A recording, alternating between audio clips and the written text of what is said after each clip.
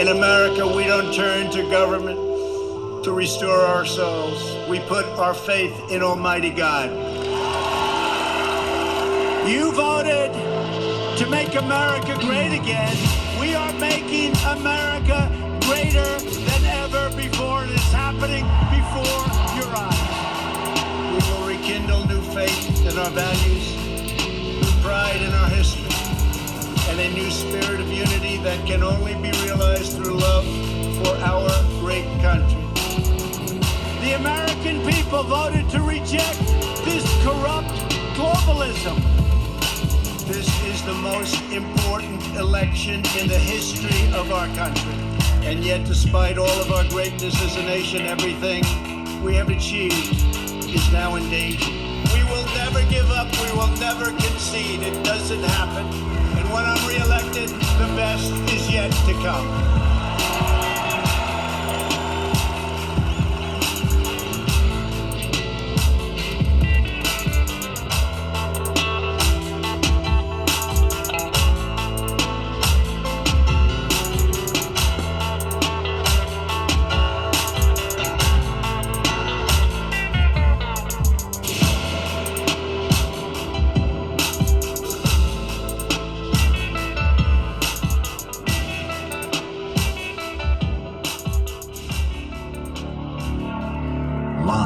From America, you're listening to the Hip Hop Patriot, Jeremy Herrell. And welcome to Live from America. We are live at 5 p.m. Eastern Time, right here from the Live Free or Die Granite State of New Hampshire. Thank you so much for giving me the second hour of the day today. Of course, you watched at 11 a.m. this morning. And if you haven't watched that show, that's okay. Because that means when you get home tonight, after you have dinner, after you put the kids down, you can just get on YouTube, pop on both shows, and binge watch both of them. That's always fun, too. So thank you guys very much for joining in today. It is April 5th already, year of our Lord, 2021. I'm your ever so humble, God-fearing, but God-loving host, Jeremy Herrell, the Hip Hop Patriot. And I just want to thank you so very much. And God bless you for joining in today. I got a great show for you today. We're going to be talking about Spirit Airlines and what happened with them today. We're going to be talking about the California Democrats' plan to get around the recall of Governor Gavin Newsom. We got some Texas information for you today. We're going to be talking about the boycotts and some other things as well. So, we got a lot of people watching already online. We got people watching through the website. And for those that listen on the podcast, thank you very much for listening, even though my voice is not the greatest voice to listen to. I appreciate it anyway. And for all those who watch later on, for the thousands and thousands who watch these videos later on, please do me the honor of sharing the video out for your friends, family, and even your church congregation, because it's everything's clean here, no swearing, and we spread the word, and we spread positivity. And that's all you can ask for in this world. So thank you all very much for joining in. Let's give some live shout-outs real quick here to Karen Lovelace from the Sunshine State of Florida. How you doing, Karen? Good to see you. Thank you for joining in. Jamie Bridges. She says, Jeremy, my hoodie came today. I love it. Hello from Illinois. Which hoodie did you get? Let me know in the comments. Julie Ebby from Iowa, not too far from Illinois. Jamie Schulthes from Seattle. Gloria Cranmore from Michigan. How you doing? Cecilia Young, good to see you from Central Texas. Julie Incline, always on time. How you doing, Julie? Good to see you. Becky Adams. We've got Linda Cassidy from Michigan and Patricia Allison from Arlington, Texas. Let's give a couple more here. Renee Taylor, can someone please send me Jeremy's email address? Everything that you should need to know is right down there below for you to get a hold of me, either on social media or wherever. Angie Jackson says hello from North Carolina, and Mary D'Agostino from Rockford, Illinois. I used to live in Rockford, Illinois, actually. State Street. I think it was 6 State Street or State Street 6, something like that, but small world, right? I'd also like to give a shout out to Tara Lawson because it's Tara Lawson's birthday today. She loves the show apparently, and her husband said, "Hey, it's my wife's birthday today. Would you please give her a shout out?" And I said, "Well, of course I would." So happy birthday to you, Tara Lawson. I'd also like to give a shout out to, and I hope I say this guy's last name right, Benny Clow. Benny Clow, Clogh, it looks like. He put out his first rock CD, and he emailed me. I came across his email today. Of course, it's like, a little over a week behind, but I came across his email today, and he put out a new rock album talking about how he became on his journey to Christ and how he came to the Lord. So, the album is called Aria of Fire. That's Aria of Fire. So check it out. Give it a listen. And we always want to support our fellow brothers and sisters in Christ in this movement. All right. Now, I do want to show you one more thing here. Check this out. Well, actually, a couple things. I wanted to thank Carol Baker. Why? Because I got to back up for this one. Carol Baker made this for me, and it's so big that I gotta stretch out big time for you to see it. Okay, let's see here. Let's see if we can get it. See if we can get it all stretched out here. Check this out. Isn't that amazing? Carol Baker, thank you so very much for hand making this amazing quilt for me. I don't know if everybody even seen it, but it has our wonderful President Donald Trump on there. It has me on there. It has right way, wrong way, Yahweh on there. And I just really appreciate that very, very much from Carol Baker. So thank you very much. I'd also like to thank Barbara Peters because she sent some books for my children. And it's always nice when I get gifts, but it's even nicer when you guys actually send my wife and kids gifts because they really get a kick out of it. They put up with so much for me to be involved in this world as much as I am. And I'd also like to give a big shout out to Carol Sansom because Carol Sansom sent Live from America a donation, but for Bibles. She said, "Here's my donation. I cannot believe how many people out there don't have Bibles." She said, "Please use this to buy Bibles so that you can give away more Bibles out there to folks who are really needing to hear the word." So, before we get started today, I would like to tell you that we did not give away our Bible earlier today. We were going to give it away last Friday. Of course, I didn't do a show. So I was going to give a Bible away today on 11 o'clock show, and it completely slipped my mind. So I have two Bibles, courtesy of Ann Brink. One is for an adult, and one is for a child. And I actually would like to give those away right now. So I'm going to grab a pen. And if you have a child, if you have a small toddler, 5-6 years old even maybe, and you need a Bible, a very first Bible, it's called My First Read and Learn Bible. I would love to send this to you. And also a wonderful King James version. Really nice purple outer material to it, and it's a King James giant print.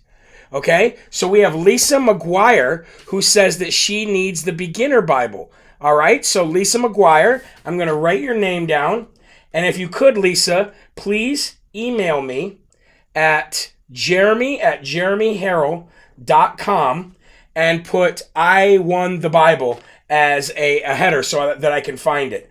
Okay, I'm going to write your name down, and I'm sure you've emailed me before, so we'll get right to it. And then, so that's the beginner Bible, and I'm going to give, let's see, I'm going to give the King James Version Bible to, let's see, I'm rolling through here, and it says Adam McPhee. Adam McPhee, I'm going to give this Bible to. Let me see, I'm going to write your name down. We got so many people out there that need Bibles. So I've written down both of your names. Please email me to jeremy@jeremyherrell.com. And what I'm going to do is I'm going to make this a little bit better. Once the new website takes frame this month and we get the directory of businesses in there and all the things that we're already working on, I'm actually going to build a section where if you need a Bible, and for some reason you don't have one, I know sometimes it's even hard to go and get a Bible because you're afraid that people are going to, judge you and whatnot. So I'm going to make a section on the website for people who want Bibles and need Bibles to go on there and fill out who you are. So I'll just go on there and I will start sending Bibles to those folks, and I'll start announcing who gets the Bibles rather than asking on here, because so many people are on here. I wish I could give it to everybody. You know what I mean? Annette says, no, King James was a homosexual that changed all sorts of biblical translations. We could have another whole discussion on that. But the King James Bible seems to be a very good Bible, a go-to Bible that most Christian schools actually use. And so I'm doing what I can. Okay, I don't know the history of every Bible, but I'm doing what I can. So I'm going to give away these 2 Bibles to Adam McPhee and Lisa McGuire. Again, Jeremy at jeremyherrell.com. Let's get right to the word, ladies and gentlemen. We're going to read from Jesus Calling here, April 5th, year of our Lord 2021, and it says this: I enable you to go on the heights. You may think that the heights refers to the very top of the mountain that you are climbing. But if you stop and look at how far up you have come, you'll realize you are already on a high place. So relax a bit and gaze lovingly at me. The glory of my presence is all around you. And that is a great devotional that's going to point to 2 wonderful passages in the Bible, because what I like about this is that it says sometimes you need to just stop. Sometimes you need to just stop. You need to just look at where you've come, look at where you used to be, look at where you've been, look how far you've come, and relax and enjoy God's presence. Rejoice in what you've been given. Rejoice in the grace that you've been given. Rejoice in the unity through the grace, through the word that you do have. Sometimes we don't look at what we do have, we look at what we don't have. When we really need to go, wow, look how far we've come. Look at the heights that we are compared to where we used to be, because I know where I used to be. It's way, if we're talking about heights, I'm literally sitting on top of Mount Everest right now compared to where I used to be. All right. So that is referencing Habakkuk 3:19 that says, the sovereign Lord is my strength. He makes my feet like the feet of a deer. He enables me to go on the heights. And also Isaiah 6:1-3 in the New King James Version that says, I saw the Lord sitting on a throne, high and lifted up, and the train of his robe filled the temple. Above it stood seraphim. Each one had 6 wings. With 2 he covered his face, with 2 he covered his feet, and with 2 he flew. And one cried to another and said, Holy, holy, holy is the Lord of hosts. The whole earth is full of his glory. And before you turn out the light tonight, be on the lookout for the pleasures I have prepared for you on this upward journey. I can infuse joy into the steepest climb as you move upward and upward and upward into heaven. So thank you guys very, very much for allowing me to give you the word at the beginning of every show. Thank you for enjoying the word at the beginning of every show. And thank you for taking what we talk about here and seeing how that applies to your life. Because literally we could sit here and talk till we're blue in the face, but unless it's for the right reason and unless it's for God first, none of it really matters. None of it does. Not us sitting here giving the Dum-Dum awards of the day or the Smarties or the nobody cares button. None of it matters unless we put that first. And if you think otherwise, then maybe we should watch the show a little bit more, or maybe rewind the first part and watch the first part twice, so it'll help you a little bit better. That's what it did for me anyway. So let's do the Lord's Prayer. And then we'll get started with the first and foremost section of today, right here on Live from America. So if you can say it out loud, say it loud for God to hear it. Or if you can't for whatever reason, make sure you say it with me in your mind internally so the Spirit can hear it. Okay? Our Father, who art in heaven, hallowed be thy name. Thy kingdom come, thy will be done, on earth as it is in heaven. Give us this day our daily bread, and forgive us our trespasses, as we forgive those who trespass against us. And lead us not into temptation, but deliver us from evil. For thine is the kingdom, and the power, and the glory forever. Amen. And you know what's cool about that too? The Lord's Prayer is that so many people message me email me, message me through Telegram or Instagram or wherever and say, you know what? I remember saying the Lord's Prayer as a kid, but I'd forgotten it. And now I say it word for word with you. Rhonda Crum says, Philippians 4:13, I can do all things to Christ who strengthens me. And that's 100% correct. That's 100% correct. And she said that's engraved on the back of the Jesus Calling that she sent me. Yes, it is. And I want to thank you for that. And obviously, you probably put that there because it's on my website as well. It's my favorite Bible verse. And I just want to thank you so much for sending that. Okay, let's get right to the first and foremost section of today. Again, it is day 87 of military occupation in our nation's capital. On the ground, on U.S. soil, where it should not be, for no reason whatsoever, even though we just had a Muslim attack the Capitol the other day, but you don't hear about that in the news. You don't hear them using that in order to put the double fence back up. It's still just a single fence in most places. And also day 383 of the longest 15 days to slow the spread that I have ever seen in my life. And I will not change the beginning of this show with the flag and the barbed wire until they remove the entire barricade around our nation's capital, all 3 miles of it, and give it back to us, the people who pay for it, the people who pay for their place that they get to conduct their business and pay their salaries. Us, the boss. Be nice if we could walk through once in a while and see it.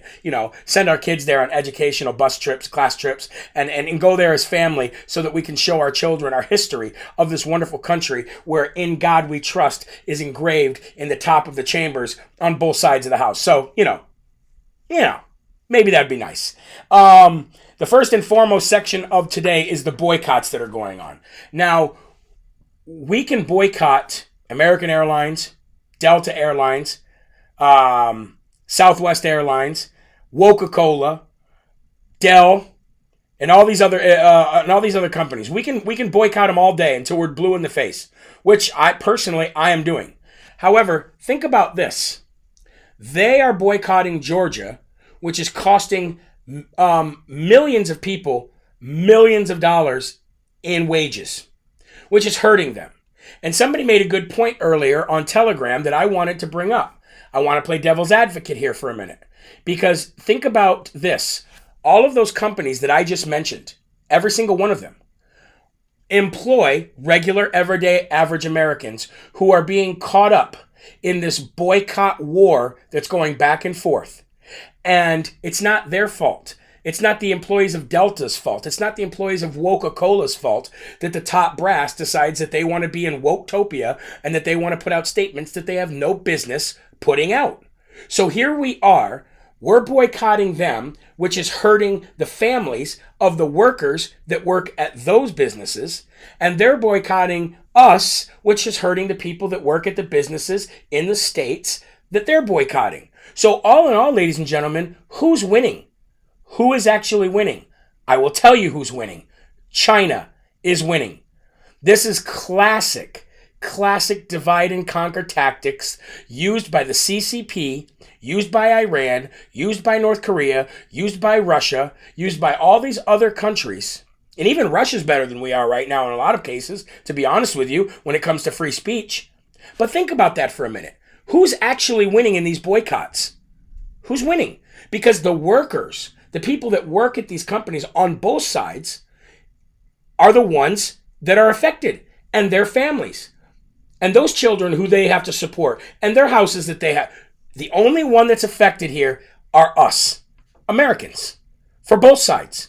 While China's sitting back, doing deals with all these big woke companies and these corporations, and pushing this divide on America.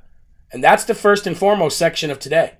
Now, while I agree with boycotts, because I'm not going to spend my money with places that I don't agree with what they're saying and why they're saying it, because I know they have an agenda, it still kind of sucks. It does kind of suck. So I just thought I'd get that out of the way because it's, there is truth to that. And it really, if you were to go and say we boycott Coca-Cola right into non-existence. Okay. Now let's look at this from this point of view. If we watched a documentary of a family whose entire family works for some Coca-Cola plant somewhere, right? And their fathers and mothers worked at, say, this Coca-Cola plant. and say it was a generational job in a small area where there's not a lot of jobs to get, and say for 3 generations they have been working for this company. Well, just say in a hypothetical world that we all boycotted them into non-existence. But we didn't know that watching the documentary. We would be like, "Oh, that's sad. That's really bad. That's a." And Debbie said it right. It's casualties of war. Casualties of war. And it just, I'm not saying that you shouldn't boycott, because I'm boycotting. I'll boycott people all day long. But I just wanted to point out that there are casualties on both sides. And who's paying the price? We, the American people. Not China, and not the Democrats. And that's the first and foremost section of today. We're going to follow that right up with the first Smarty Award. Now, I have a big bucket here with Donald Trump's face sitting on it. Okay? And on that bucket, that's the Smarty Award bucket. And Kim Valnes, who painted that great picture with the boots and the wings back there, she made these for me. So I got to start filling up the Smarty bucket. You know what I mean? Ann says Trump Airlines. That's right. Trump Airlines, Trump Soda, Trump Wine, Trump Steaks, Trump Communications, Trump Social Media. We'll just go on all that and we'll be good. And Kimberly Lake says we are at war, and she's 100% right. We are at war. But I just thought it was nice to highlight it. That's all. Okay, Smarty Award. We're going to give the first one to a gentleman named Mark Meckler. Mark Meckler is the president of the Convention of States Action. So let's go ahead and give him this first Smarty today. And the Convention of States Action, right now he's got 17 states signed on to this. Okay? Most recently he was in West Virginia, and I can't remember the last state he was in today. But it's a long process for each state, okay? And what you really need is you need state legislature. You need both the House and the Senate in each of these states to really sign on to this. Okay, so what you really need is red states, which is why you're seeing so much election integrity happening right now. All right? So the Convention of States Action by President Mark Meckler, his whole purpose here is to take back power from the federal government and give it back to the states. Washington's out of control. We all know it's a swamp. It's not a farce or a conspiracy theory to know that the swamp runs everything. And the federal government was never meant to have that much power. That's why we have the Constitution. That's why we have the Bill of Rights. That's why we have the Declaration of Independence. That's why we have these founding documents, so that we never, ever lost our republic. Okay? Building a republic is one thing. Keeping yourself as a republic is an entirely different beast.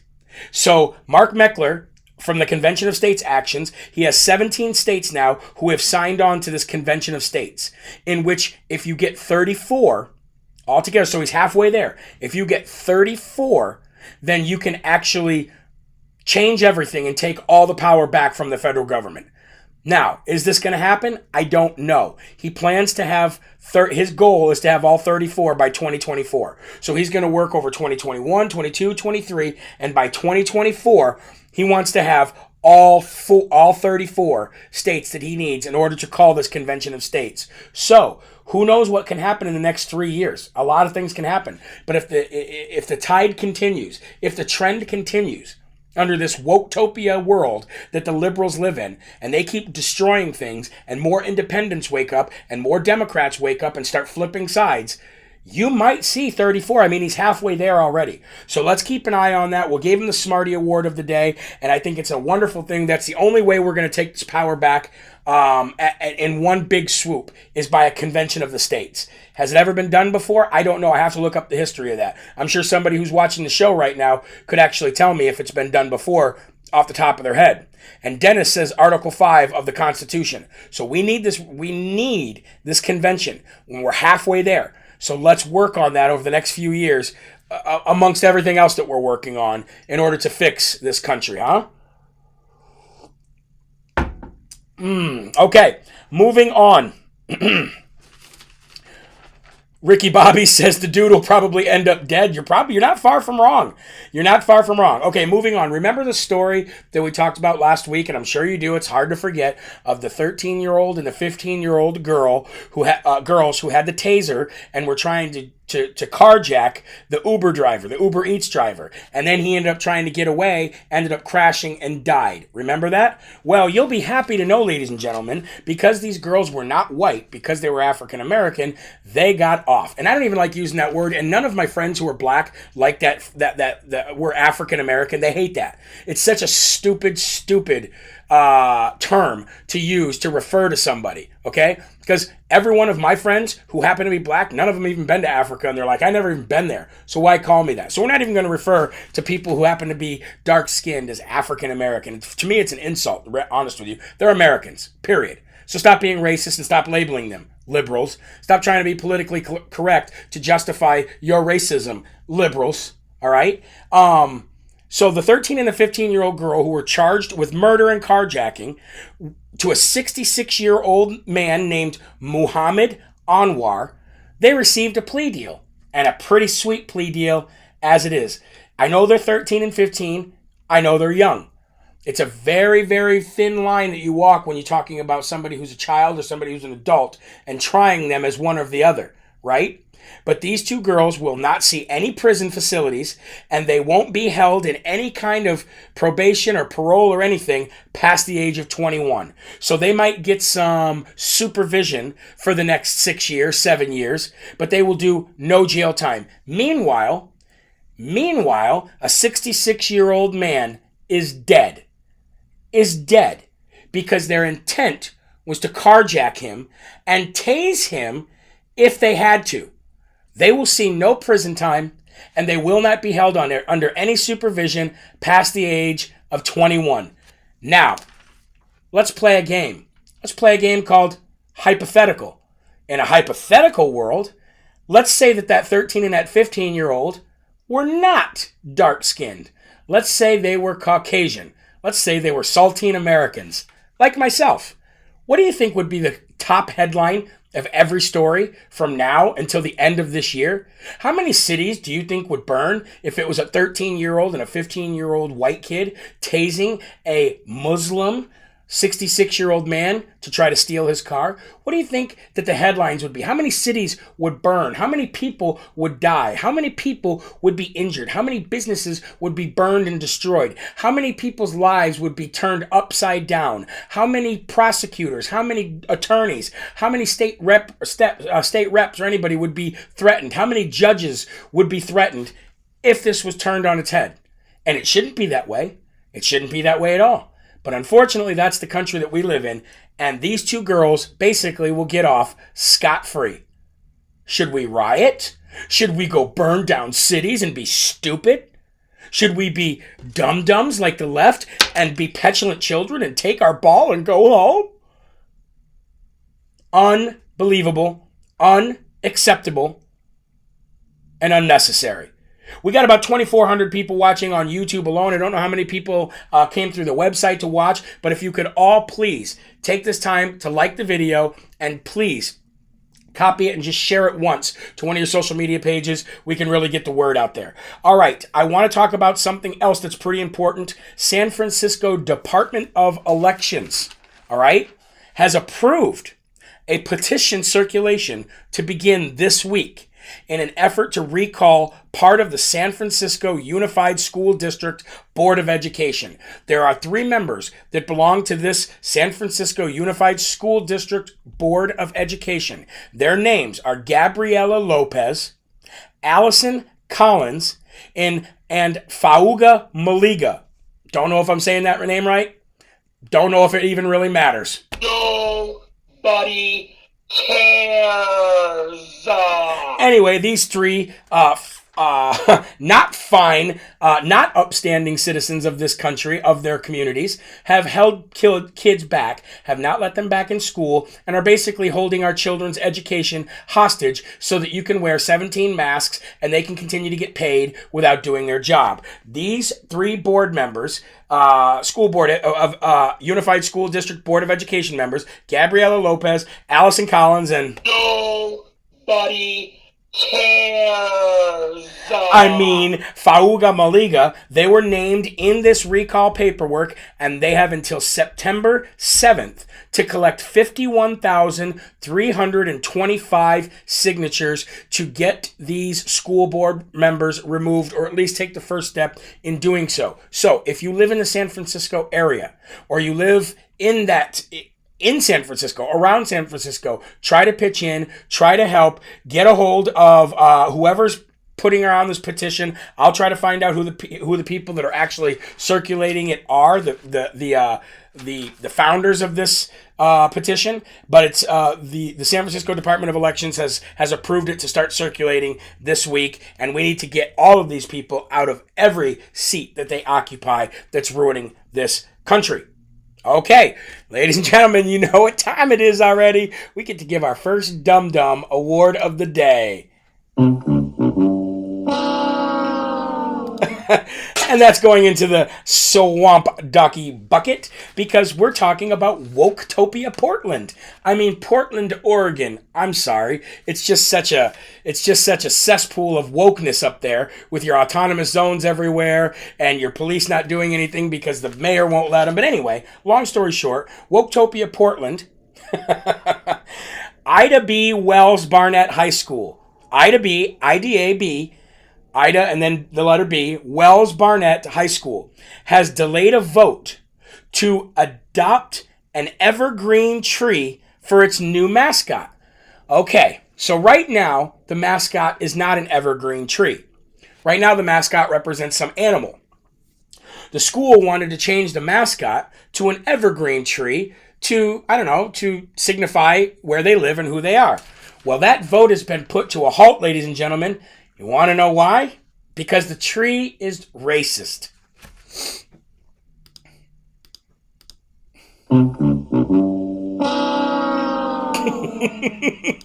The tree might be racist, ladies and gentlemen. Let me actually give you the full scope of it, okay? Here we are. Ida B. Wells Barnett High School has delayed a vote to adopt an evergreen tree for its new mascot because some, they never name who, but some fear that such a mascot would be reminiscent of lynching. Reported by the Portland Tribune. It would be reminiscent of lynching, and some fear this could be the case. Let me let you in on a little secret, shall I? No black people think that. There's not a single black person in Portland, Oregon, who thinks that you should not have a mascot that is an evergreen tree because it is reminiscent of lynching. Not a single black person thinks that. Who thinks that are these woke, granola-eating, don't shave my legs, don't shave my armpits, women who live in Oregon, who hug trees and want the world to have unicorns and leprechauns where you sit on rainbows and poop out Skittles and find pots of gold. That is the some who fears that this could be racist and it could be reminiscent of lynching. The trees are racist. Get away from me. Get away from me, you evergreen racist. Don't come near me. You'll give me fears of lynching. It's a tree. It is a tree.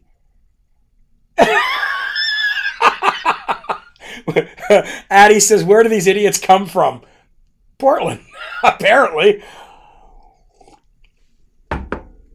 Amanda Collins says, Jeremy, this actually offends people of color. Are you talking about the tree?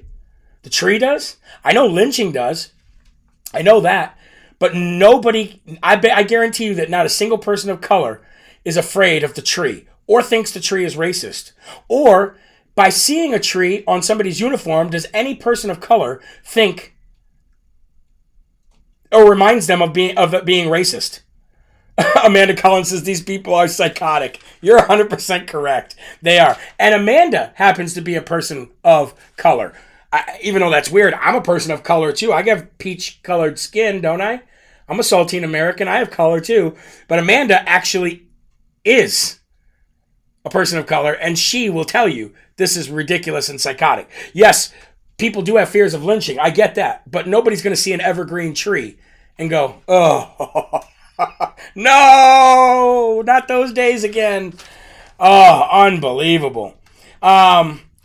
So, moving on, let's wrap up the evergreen racist tree conversation real quick. President Trump actually got a small win in Supreme Court today. Not a big win, but a small win. And I got a new name for Amy Coney Barrett. Her new nickname is Amy Phony Barrett. So even though the bench is occupied by Amy Phony Barrett and Brett caved to them all, Kavanaugh, and Injustice John Roberts, even though it's occupied by those three, the Supreme Court actually reversed a federal court decision from a federal court of appeals that President Trump violated the Constitution by blocking his critics on Twitter. So we all know that if you are an elected official and you have a social media account, that you're not supposed to be blocking anybody. It's not against the Constitution. It's kind of just like etiquette, and I believe it's maybe in some bylaws of some, cities or municipalities, okay? But anyway, President Trump was apparently, according to this federal court of appeals, violating the Constitution when he blocked his critics on Twitter.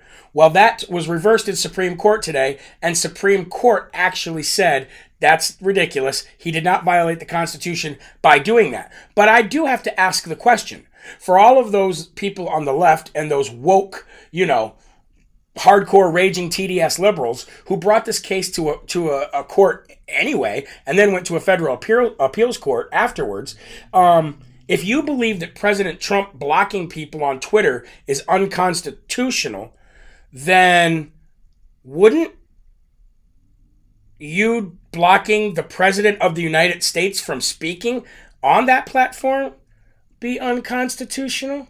I mean, I'm not sure.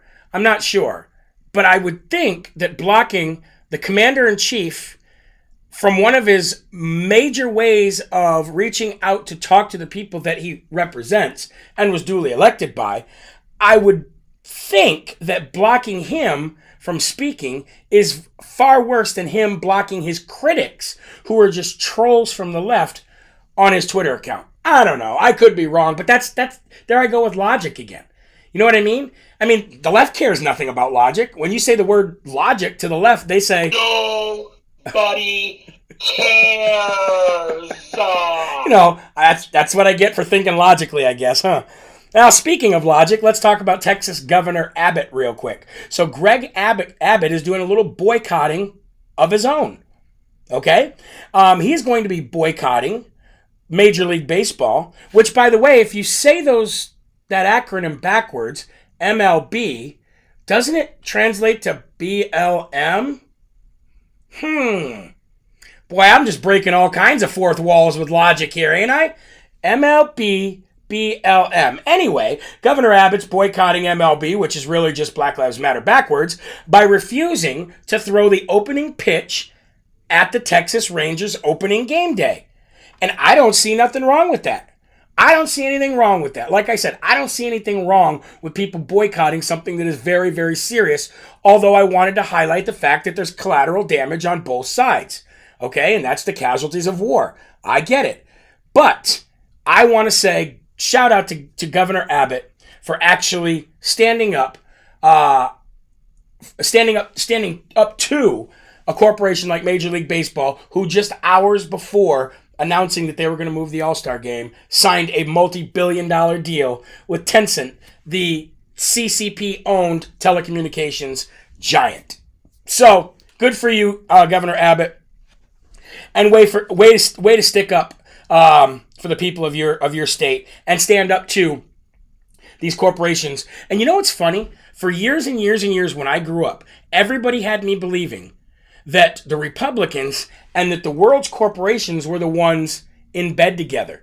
But now that I'm, of sound mind, an adult, and have logic, I realize that it's not the Republicans who are in bed with these large woke corporations. It's the Democrats. And we're starting to see it. Had this whole situation of November 3rd not played out the way it did, we wouldn't be finding out some of the things that we're finding out.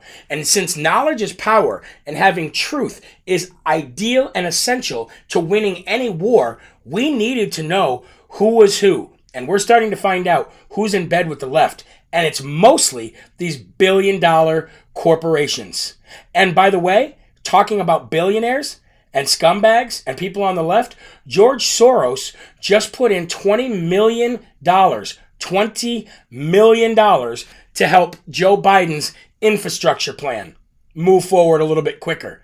So if George Soros is giving the left, specifically Resident Corn Pop and his merry band of nobodies and losers, $20 million, and all these corporations are coming out against election integrity and standing up for CCP and not Americans, are we starting to find out who's really with us and who's really against us, folks?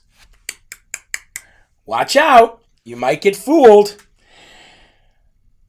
There's an all-out attack right now on Christianity and Judaism. And I talked about this earlier on my 11 o'clock show. I said that there's nobody smiling more right now than the CCP. Because even though they have released this biological war on the world and destroyed every economy but their own, okay? They're doing this divide and conquer tactic in America right now that is right out in front. It's not even trying to be hidden anymore. It's no secret anymore, okay? And one of the ways they're doing that, using the CCPV, is by making it so we can't go to our houses of worship. Because here's the other thing, too. For all you atheists and agnostics out there, let me ask you a question. If Christianity isn't real, God isn't real, and the things that people in the Jewish faith believe is not real, and none of that's real, and it's all just hoopla, and it's all just kooky talk from people on the right, religious zealots clinging to their guns and their Bibles, why is always throughout time, why are the major governments and the dictators of the world always trying to get rid of it? If it's nothing, if it's fake and it's phony, why are they always trying to get rid of it? Why are they trying to keep us out of our houses of worship? Why are they arresting people who go to worship at churches and at synagogues? Why are they constantly trying to muzzle you, silence you, burn your books, and get rid of your faith? If it's fake and it's not real, then you shouldn't be worried about it, right? You should be arresting Antifa and BLM out in the streets constantly protesting, burning churches, burning flags, burning books, and destroying our communities. You don't want anything to do with them, though. You'd rather go into a church and start arresting people even if they're having an outdoor gathering, right? Don't believe me? Let me show you a video real quick. This is a video where... And this isn't in our country, but it's still against Christianity, where the police decide they're going to go in and they're going to start telling everybody in church right in the middle of service, you have to leave. But if you listen to this pastor who's Polish and sounds like he's an older man and sounds to me like he knows what communism is, sounds to me like he knows a little bit about this kind of stuff that's happened in the past, he wasn't having it. So let me just show you this video real quick and let me know what you think about it. Okay? Here we go. Please get out. Get out of this property. Immediately get out. Get out of this property immediately. Out. I don't want to hear anything. Out of this property immediately. I don't want to hear a word. Out. Out. Out of this property immediately until you come back with a warrant. Out. Out. Out. Out. Out. Out of this property. Immediately out. Immediately go out and don't come back. I don't want to talk to you. Not a word. Out of this out of this property. Immediately out. I don't care what you have to say. Out. Out. Out of this property, you Nazis. Out. Out. Gestapo is not allowed here. Immediately, Gestapo is not allowed. Out. Do you understand English? Get out of this property. Go. So go. Go. And don't come back without a warrant. Out, Nazi. Out. Out. You understand? Nazis are not welcome here. Out. And don't come back without a warrant. Do not come back without a warrant. You understand that? You know. Now, for those saying that this didn't happen in the U.S., yes, I know. I said it didn't in the beginning. I said it didn't happen in this country, but it's still happening to Christianity, and it is happening in this country. Even though this was in Canada, this same stuff is still happening in this country. Welcome here. Nazis are not welcome here. Gestapo is not welcome here. Do not come back, you Nazi psychopaths. Unbelievable, sick, evil people.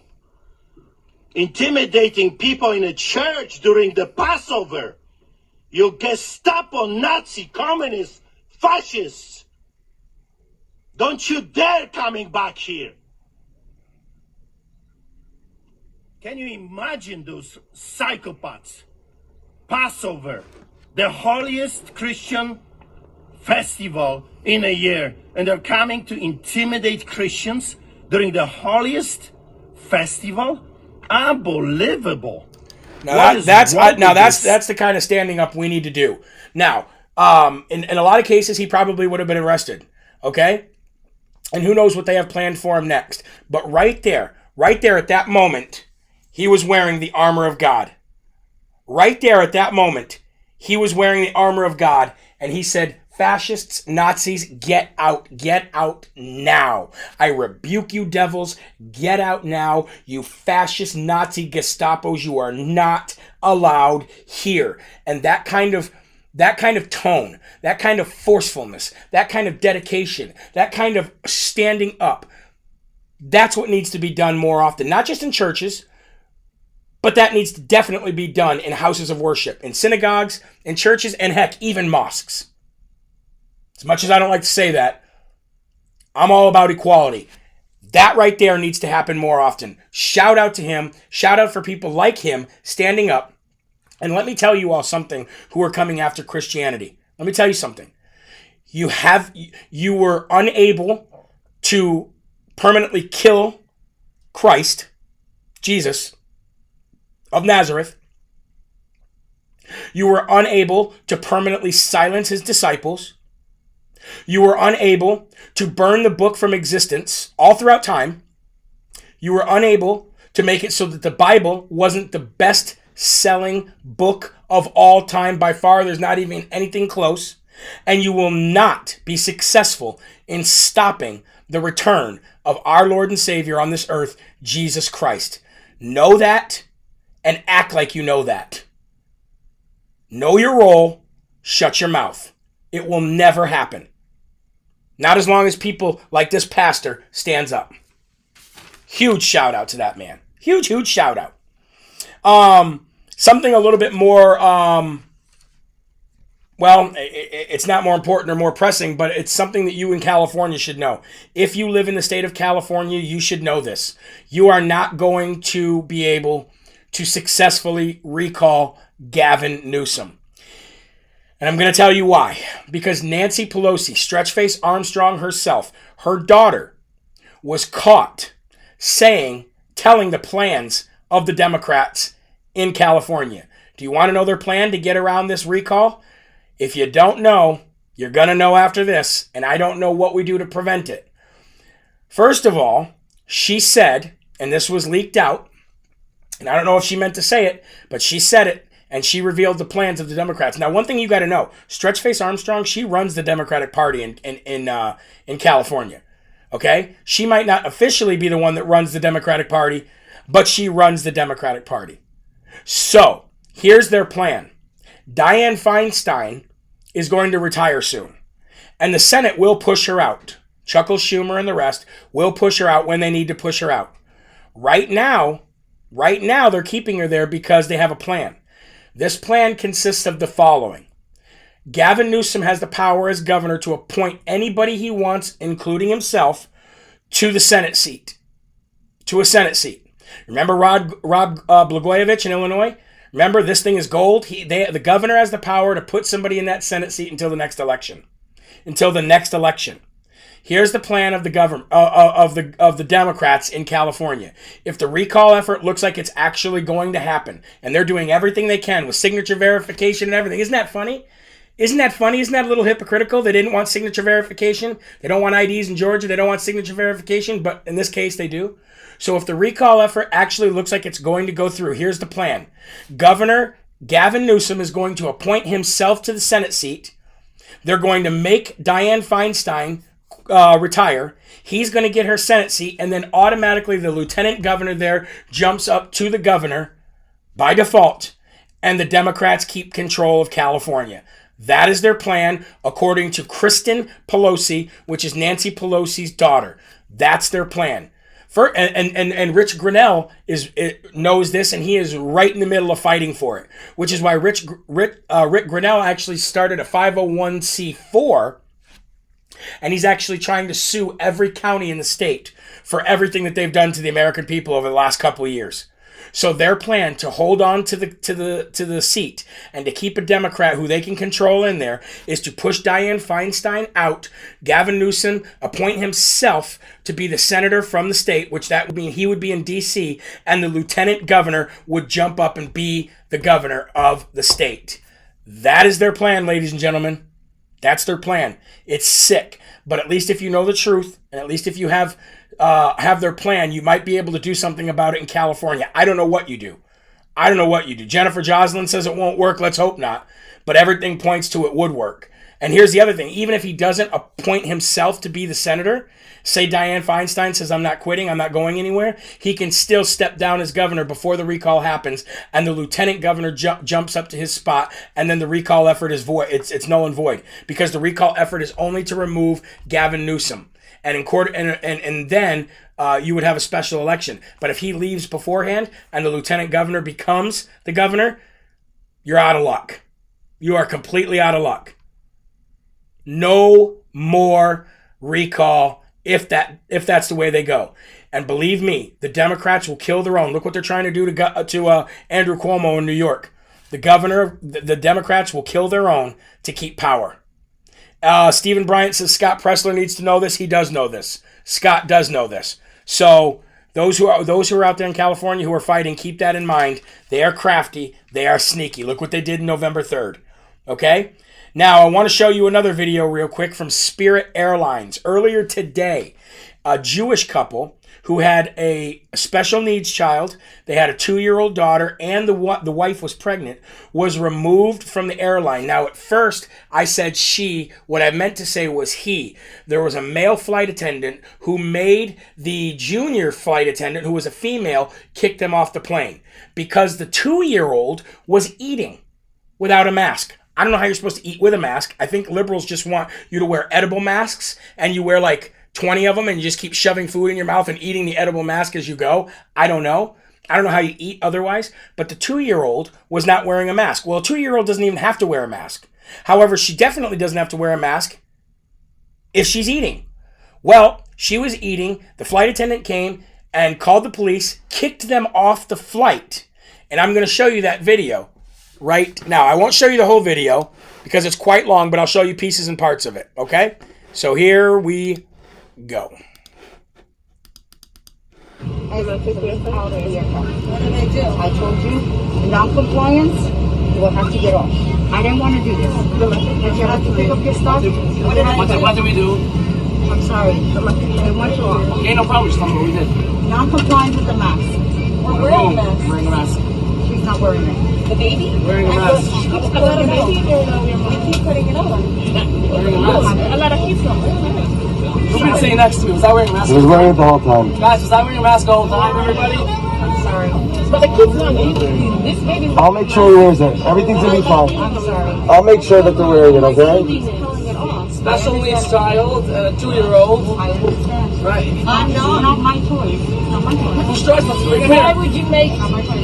waste time to do this? I'm sorry, but she has to get up and you have to take your stuff and you have to. I'm not excuse me, I'm not going to leave until I understand what I did wrong. So if you want to call your manager, you can call your manager. Not complying with the mask policy. You said it's not you. So who is this? We're done talking, right? We're done talking, but pilot wants you off, you have to get off. Who wants me off? Pilot wants you off. Who? She's a baby. Pilot wants you off. I paid for my flight. You have to How get old off. is she? She's just turned 2 a month ago. I It's understand. 5 and up. What's the She's deal? been trying to wear it. She keeps Stop She's never leaving. Exit out of the aircraft, or I will have to deplane the aircraft and call the police. Keep your mask on. Keep it. Don't stop. What do I do? Okay, I'm gonna call the police. I can. No problem. Okay, so I'm going to fast forward the video a bit.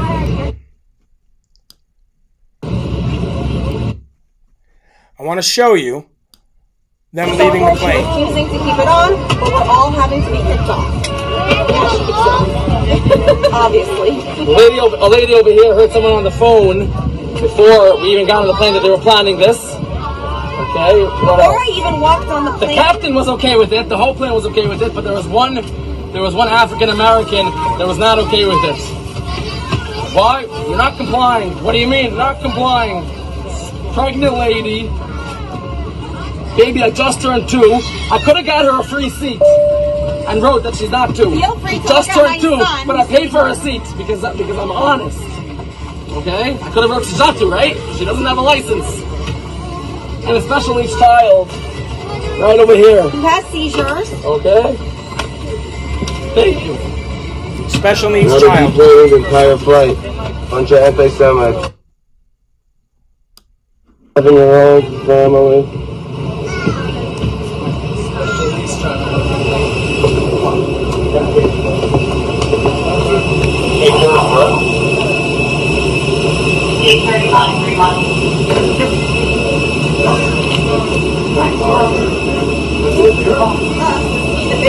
Horrible people. The whole plane got deported. The whole thing got deported. Don't put your hands on me. Just go outside. We'll talk. All right, did you see that cop there too? The cop was even being a jerk. He's like, don't put your hands on me. Move. All right. I'm going to give you an update, ladies and gentlemen, on this story because it's not a sad ending. It's actually somewhat of a happy ending. So that was Spirit Airlines. Spirit Airlines is terrible anyway. Okay, I've flown them a few times. They're literally like the bottom of the barrel. They are the bottom of the barrel when it comes to airlines. However, the top brass at Spirit Airlines after this happened actually said no, that was the wrong move. Okay, now even though the entire plane had to deplane and everybody had to get off, they let everybody back on. It was obviously a waste of time, waste of money. Everybody was delayed, but they let everybody back on, including the couple with the children, and they kicked off the flight attendant who made the call to begin with. So, you've seen the female flight attendant was the one that actually called the cops and kicked them off, but it wasn't her call. It was the senior flight attendant who happened to be a man, and he ordered the flight attendant who you saw to kick them off. So what happened was Spirit Airlines said, no, that is not our policy. That was the wrong move to make. And they actually kicked him off the flight. And apparently there's word that he's going to be fired for doing that. So I want to give, as much as I don't like Spirit Airlines, I'm not saying I don't like the people that work there. I don't like the flight itself. Never did like them. But I got to give them a round of applause. Because while Delta, while Southwest, while American and United are all trying to be woke and trying to kick people off planes and trying to boycott Georgia and trying to boycott everybody, these people right here, Spirit Airlines, actually stood up, said nope, kicked the flight attendant off the plane and let everybody reboard, including this family, and let them go on about their business. Now, I don't know what happened to the female flight attendant, but she was just doing what she was told to do. So if you want to reach out to Spirit Airlines and tell them how much you despise what that flight attendant did, but how much you encourage them to continue to make the decisions that they made there at the end, that would be the right thing to do. Because you know what? We got to stand up for people who make the right choices, like Kirsten Sinema, like Joe Manchin, and we got to support them and we got to let them know that they did not make the wrong decision, because you know dang well, ladies and gentlemen, that the left is going to come after Spirit Airlines now for not caving to their woke agenda. Okay? So I wanted to show that to you. Now I'm going to play you an audio clip of the last Dum-Dum award of the day. Okay? Now you might not be able to hear this very well. I could not find a video clip of it, so I got to play you the audio from my phone. This is, I want to stay fair, so this is a rhino that we are going to give this Dum-Dum award to. We're going to give it to Mitch McChina. It wasn't long. He's only been about a week and a half since he's got a rhino Dum-Dum award. But you know what? He opens his tired, lying, CCP-infested mouth every once in a while, and this time praising Dr. Fauci. Yeah, Mitch McChina praising Dr. Fauci as reliable. So hopefully you can hear this. Here we go. I'm just curious if you still have total confidence in Dr. Fauci, as you said several months ago. Yeah, I think he's the principal person we've relied on for the last couple of years. That's become somewhat controversial, I gather, but we have to take advice from somebody, and for myself, looking at his history and background, he's the most reliable witness I've seen. I'm just curious if you still have total confidence. Given his history and his background, he's the most reliable source that I've seen, and he's the guy that we've been relying on this whole time. Mitch McChina. Righto, Bucket. Ooh, I like when I throw him in there because that means we're actually getting rid of people who are wolves in sheep's clothing. Okay? Mitch McChina. He's reliable. He's the one that we've been relying on this entire year. My wife's part of the CCP. Ah, what a dum-dum. What a dum-dum. Ladies and gentlemen, if you go to jeremyherrell.com, you can get this new Armor of God shirt. And you can get it in big and tall because we have a big and tall section now for people that are over size 2X. You can go all the way up to, I think, 5 or 6X. So check that out on jeremyherrell.com. Get your new Armor of God shirt. And every time that you buy a shirt or a coffee cup or something off my store, 10% of that for the month goes to a family farm like the Folk Family Farm in Kansas, who just ended up getting $1,500.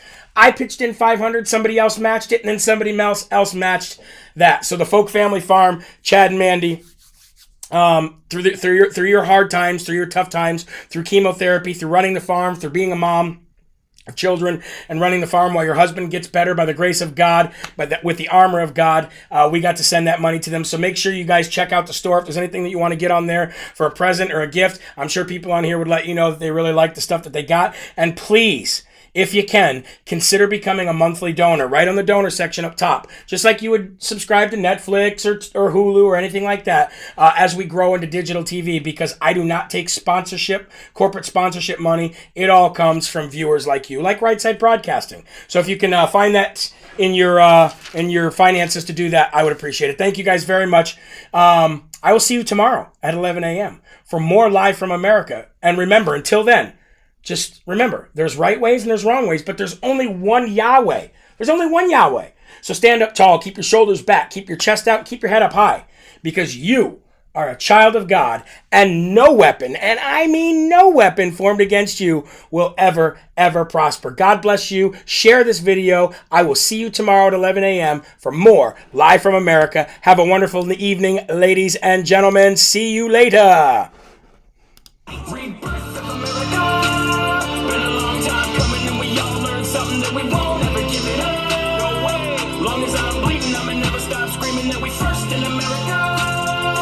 Black, white, brown, all cities, all towns, the rebirth